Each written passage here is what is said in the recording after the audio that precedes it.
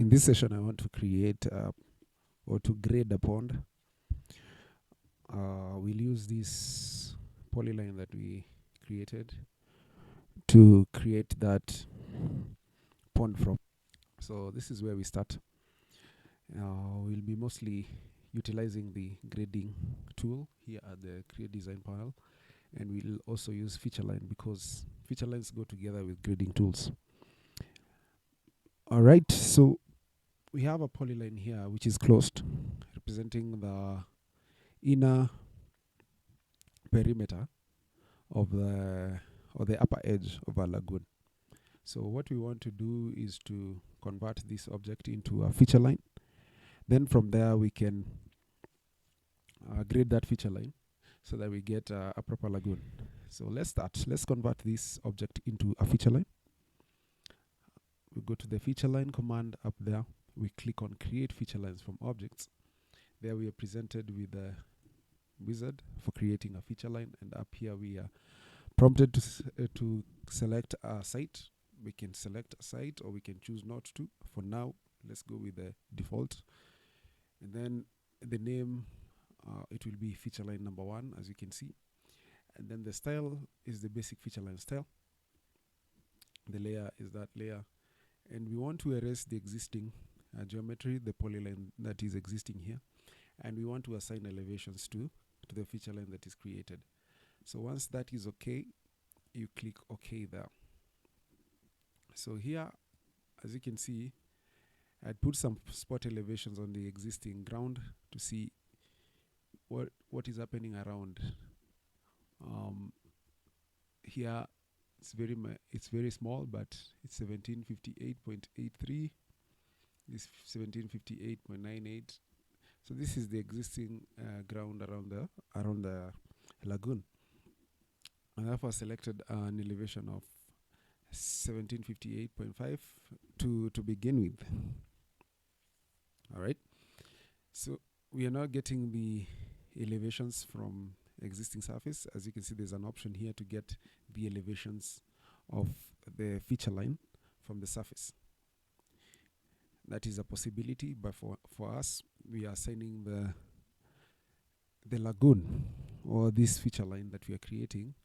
We are assigning it an elevation here. So this is something I typed. You can get rid of it if you don't find it there. So you just type the figure once again. So I type 17.5 and I click OK. And then our feature line is created. So this feature line, we wanted to have some smooth edges, filleted corners here. So that's what I'll begin with. I'll click on the feature line, and before I fillet it, we can check whether it has picked up the elevation that we assigned it. How do we do that? We go to the elevation editor, and here you can see the elevation of all the vertices is set to 1758.5. As you can see, there's a green triangle where I select the existing vertex that we are on. If I go to the next one, it shows us that is that vertex. Next, that is that vertex. So they are all at the same elevation. That's why there is no grade in between the vertices. You can see all the grades are set to 0. The grade ahead of station 0 is 0. This grade is 0, and so on for the rest of the vertices and the segments. So if you're okay with that, we just click OK. What I want to do next is to fillet this pond. So here and at the contextual tab, you'll realize that under edit geometry, there's a section here where you can edit the geometry however you want to. You can split, you can break a feature line, you can trim, you can join. Basically, these are similar to a lot of AutoCAD basic commands, but these are specifically for feature lines. So here there's some other edit elevation features. If you want to target a particular surface or to get the elevations from a surface, you can still come here and utilize this. and so on and so forth for other commands, which you can explore at your own time. So what we want to do right now is to fillet. So let's click on fillet, and I want to fillet at that radius 4. We can even set it to 5.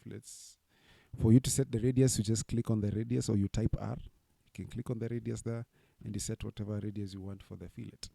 So once that is set up, you can see a preview of what will happen. You just come there and fillet it.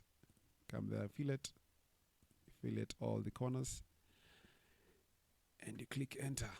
Again, we can do a check to see whether the elevations are still the same. Let's do a check. You can see we have more vertices, but still the elevation are still the same. Now it's time to grade towards the center, or let's start grading the depth of the lagoon. We said the slopes on the sides of the lagoon are at 3:1, and the lagoon is 3 meters deep. So let's do it. For me to grade, I escape, and I go to grading tool here at the create design panel. Let me click on grading, and I go to grading creation tools. So I can start here from the toolbar of the grading creation tools to set up how I want this to be. So I want the grading group to be in this site. I also want the grading group name to be called grading group 1. Once that is okay, I just click OK. And then if I want to target a surface, where if I'm grading to surface, I can just click on there, and I can set up the surface. This is a set of grading criteria. It's only one currently, and it's a criteria that has all these criteria. It's a set that has all these criteria. All right. So let's first of all grade the depth of the lagoon. How do we do so? We can grade this feature line to a relative elevation of -3, which will be the depth. Negative because it's a depth, not a height. So once that is set up, I can just click on create a grading here at the toolbar. I'm prompted to select the feature line, and then I'm prompted to select the grading side. So I'm grading on the inner side, and I apply to entire length. I'm asked whether I apply this grading to the entire length. I am applying, yes. And then the relative elevation, I want it to be -3. And then for the grading format, we can do it either by grade, which is a percentage, or by slope, which is a ratio. So I click on that slope, and there is a slope that I want, 3:1. I click enter, and there you can see the grading is done to a depth of 3. So you can escape and look at that grading. Let's right click and go to object viewer.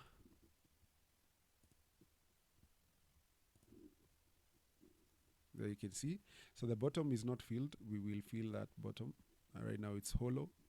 You can only see the sides of the lagoon. So next, what we do, I want to grade this portion where anyone who wants to either clean or to observe what is going on around the lagoon can walk around. So I'll create a 3 meter walkway, if I may call it so, around the lagoon, sloping upwards at a very mild grade, but sloping upwards, so that if water comes, if water drops, it flows onto the lagoon. So what do? I grade to a distance. So I change this criteria to grade to distance. And then I create the grading. I select the feature line and select the side of the grading. I want to apply to the entire length. I click yes. And then the distance, I will just type it. I'll just type it. Let me type 3 meters. And then I want now to put a very mild slope. So it will be a slope of 0.6. That's okay.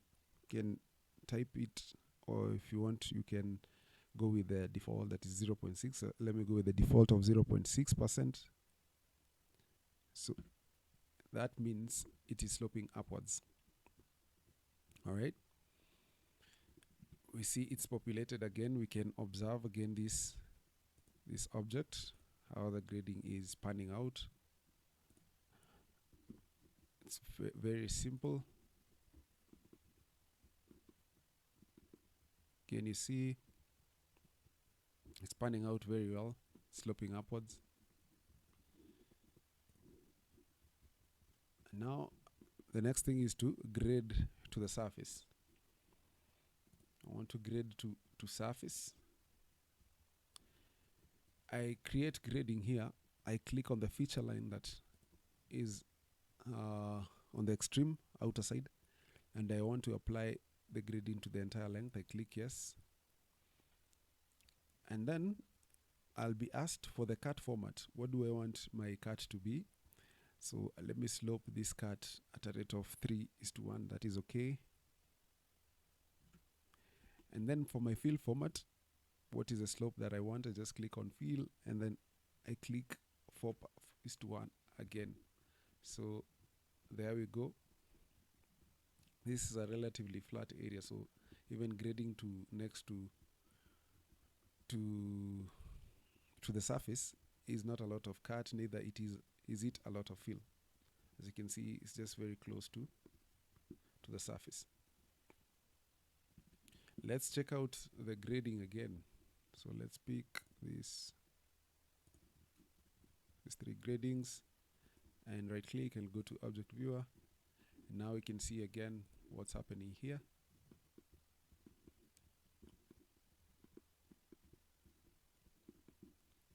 So here you can see the fields, you can see the cuts.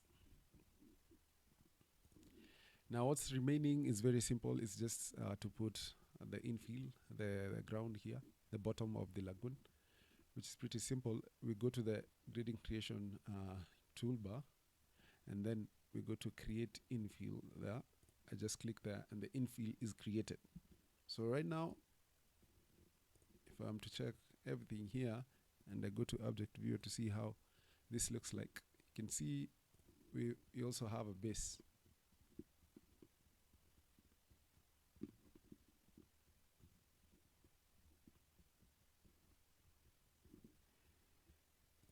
And that's pretty simple. That's how to create a lagoon. And you can even direct water that is coming from the storm. If you want to delay if the system is being overwhelmed by, if the sanitary system is being overwhelmed by the storm loads, if let's say this was a storm sewer, if the system is being overwhelmed by